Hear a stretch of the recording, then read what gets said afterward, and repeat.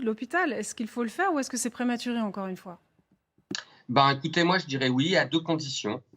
Que l'exécutif s'engage à dire pardon aux soignants de France en faisant un grand plan santé révolutionnaire et en disant: «Plus jamais on fera de déprogrammation chirurgicale, plus jamais on fera de fermeture de lits».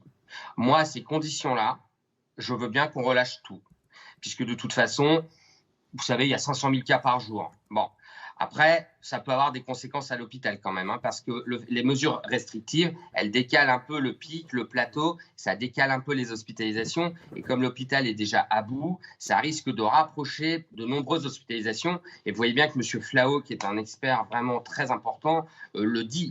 Il est quand même un peu contrarié pour voir le nombre de cas. Et même si ce sont des malades moins graves, ils nécessitent quand même une infirmière, un plateau repas, qu'on nettoie leur chambre et qu'on fasse leurs toilettes, ces patients-là. Donc, si vous voulez, il y a quand même des conséquences à l'hospitalisation.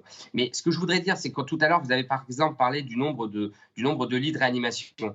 On ne peut pas d'un côté dire qu'il n'y a pas besoin d'augmenter le nombre de lits de réanimation, alors qu'en fait, on fait de la déprogrammation chirurgicale pour libérer des places en réa. Et qu'à Paris, qu'à Marseille, il y a quelques semaines, en chirurgie cardiaque, il y avait jusqu'à 40% de déprogrammation. Il faut quand même comprendre que moi, j'étais le premier à expliquer au début qu'on arrêtait de la chirurgie fonctionnelle, on a décalé de la chirurgie cardiaque.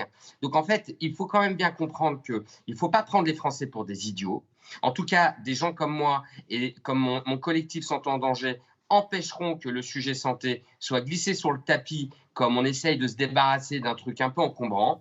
Vous avez tout à fait raison d'en faire un sujet de société important à l'aube de la présidentielle, puisque moi, ça fait 1 an et demi que je dis que ce serait le juge de paix de la présidentielle.